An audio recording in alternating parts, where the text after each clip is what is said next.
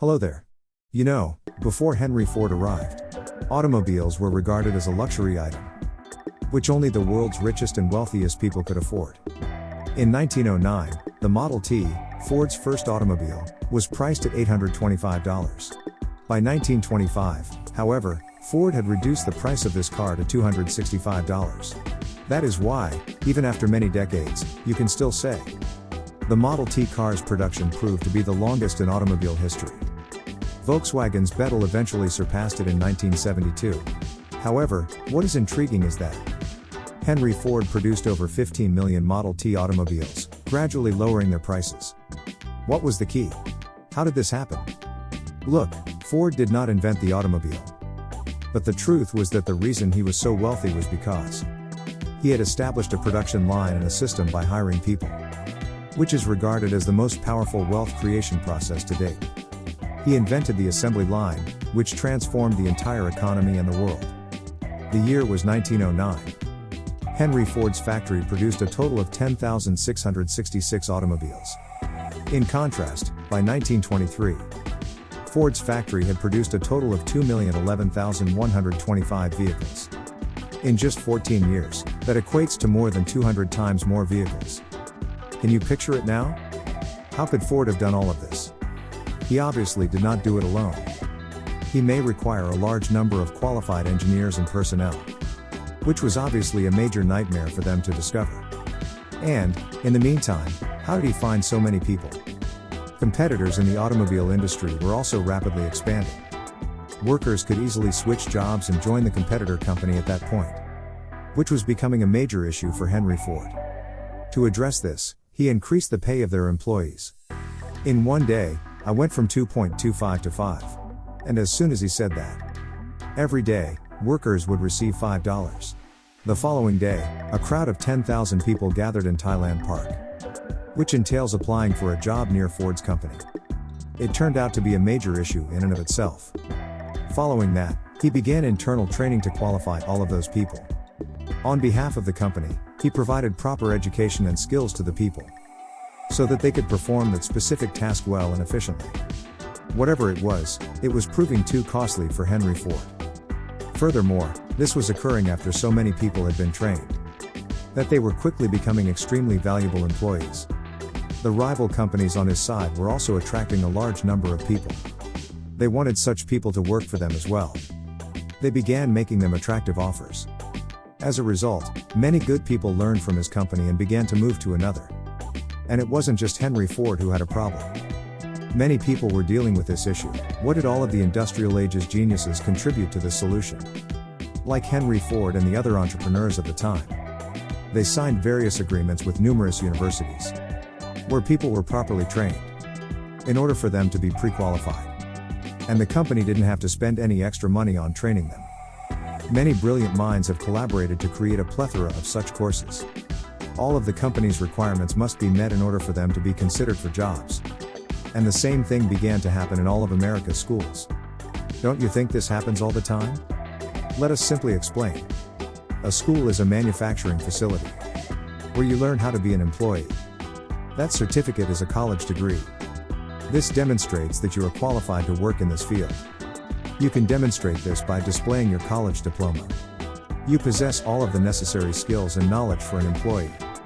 Now, what's interesting is that the individual who trained 10,000 people to work for him. He worked with universities to find employees for his company. This means that Henry Ford did not have a college education. Yes, he had taken a number of business courses. He had learned a variety of things from various sources. But he never went to college. And this is the key point to grasp. We are taught since childhood that if you want to achieve success in life, to get good grades, you must study diligently. Get a good education from a reputable college, so that you can get a well-paying job. After that, you will be successful. And this belief system has brainwashed us all. Simply put, in order to succeed in life, you must be an A student. However, according to author Robert Kiyosaki, in real life it is usually the opposite. Because the students are always hired by C students. I'd like to add one more thing. A student does not always become an employee. Many students are extremely intelligent. People who excelled in school or college hire a large number of people. However, it has been observed that C students have the most prevalent mentality and mindset. There are several factors that make it highly likely that they will earn more money and hire a large number of A students. So today we will look at 5 of these reasons. As a result, C students frequently outperform A students. Make them their employees, and you should have the same 5 characteristics. In any case, are you an A or a C student? The first thing you must understand is the myth of success.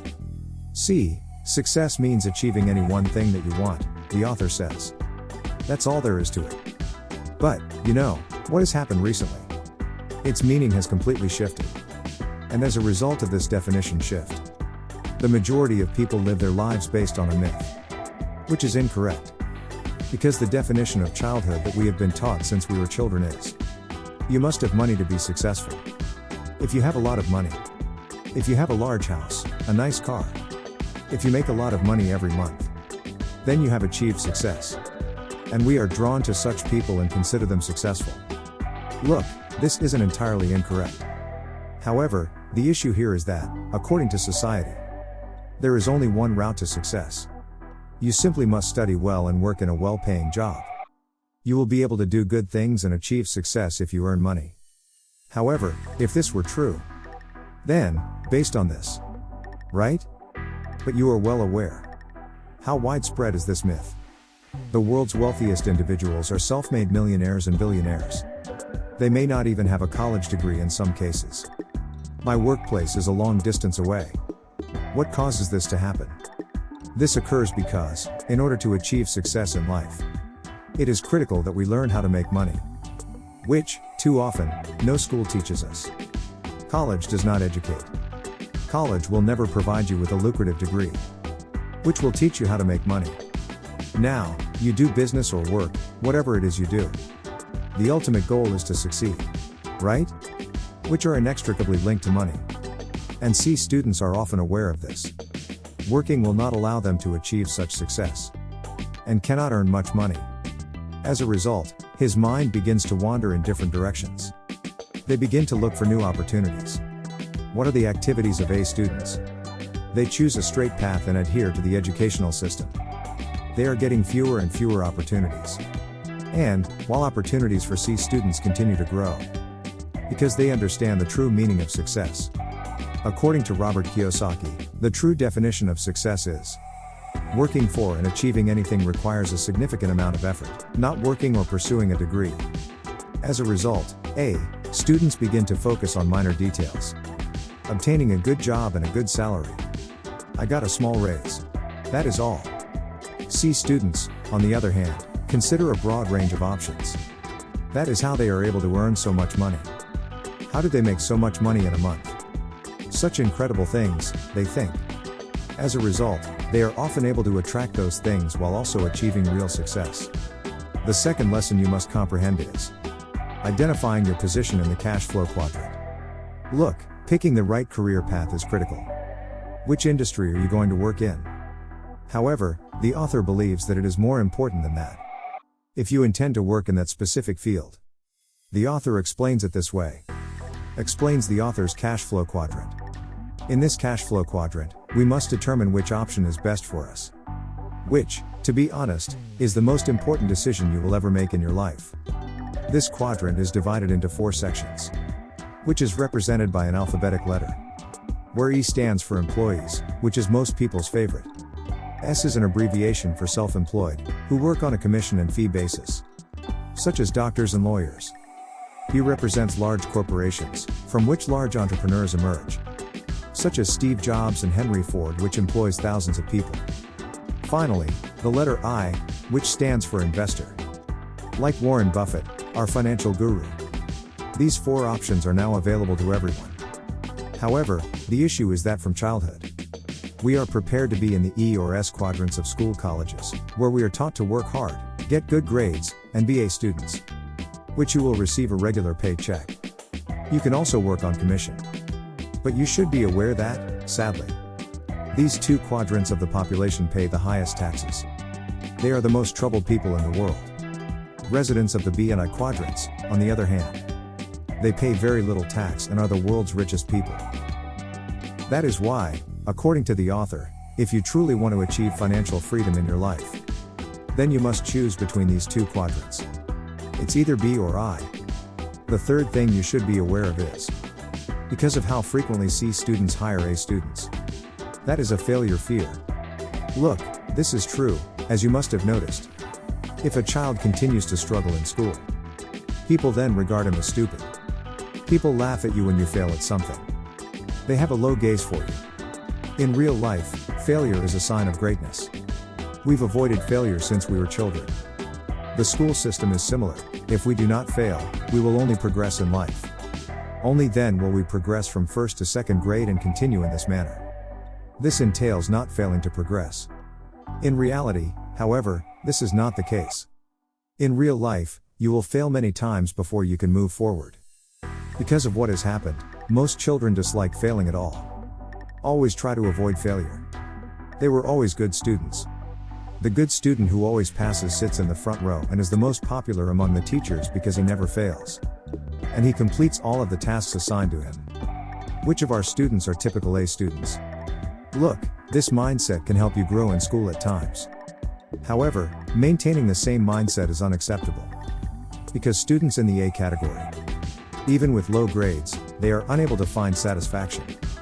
90 points out of 100 are expected. They begin to consider themselves failures if they receive fewer than that number of marks. They begin to have negative thoughts. Can you guess how toxic it is? If we spend the first 20 years of our lives, where our brain develops, in an environment where people and your friends will mock you, teachers will refer to you as stupid, your parents, who care the most about you, who is your favorite, they will also look down on you and speak negatively about you. Consider how terrifying it will be for us to fail as a result of all of these factors. We are chastised when we fail. You may be treated as a loser at times. If, on the other hand, you are told, these are bookish things. If you remember these things, and remember them correctly, and properly implemented in exam papers, you will be rewarded if you work hard and get good grades. What did you do? Wow! All of these things have a negative impact on our mindset. Most people are afraid to take risks because of what happened. Because we are terrified of failing. We don't try new things because we are afraid of failing. Those who are C students, on the other hand, fail frequently. They've seen fewer marks on numerous occasions, which they are aware that it is acceptable to receive lower grades. They aren't afraid to take chances. When those people exit the system, and this thing assists them in moving forward. Lesson 4, Lack of Creativity. Plato established the world's first school in Athens in 387 B.C., which was given the moniker the Academy. The goal of this academy was that young people would be trained to be self-sufficient here, so that those people can contribute to society by using their creativity. However, as with everything else, after many centuries, some of the primary goals of our formal education system have been lost. Consider this, the author claims that in today's world, instead of becoming a creative person, who can use new innovations to create new things for the world, trained to be an obedient individual rather than becoming a human being, who could keep the exhausting system running smoothly, who, without question, does exactly what he is told, and don't even try to be creative. No matter how many things you come across in the test, you must have seen it. No matter how much knowledge you have, you will only be graded on those topics, which appeared on the examination paper. What were your teachers expecting you to write? That you will have to do in a short period of time, as much as you have been given. Whatever we are doing now, whatever the rules and customs are, everything is fine. That was created by someone using their imagination at some point. And the truth is that we have the ability to challenge their beliefs. We can improve them by modifying them. This is referred to as creativity. In fact, many of the world's greatest inventions have been accomplished by famous people by challenging or modifying existing inventions. The best lesson is lesson no. 5. Now, considering Henry Ford was not an A student, there are many good engineers with a good college degree, skill set, and experience. He has an employer mindset and can be heavily relied on. When many C students graduate from high school and enter the working world, they are aware of their lack of knowledge. As a result, they can comfortably rely on other intelligent people. And relying on it is critical to their success. Because the students believe they are very knowledgeable. They know everything and have little regard for relying on others. If you were a straight A student in school, everyone, including your family, teachers, and society, will convince you that you are extremely intelligent. You will be extremely proud of yourself. After all, your grades, achievements, and papers all confirm that you are extremely intelligent. But, as the author points out, it doesn't matter how smart you are in class. 99% of the information you need to get ahead in life, you will get it from other people's minds, not your own. Which a student may not understand at times. That's why you've probably noticed this. Only the best people are hired by large corporations. Apple, Microsoft, and Google. They hire the best of the best from universities all over the world. Students who demonstrate that they are the best in their respective fields.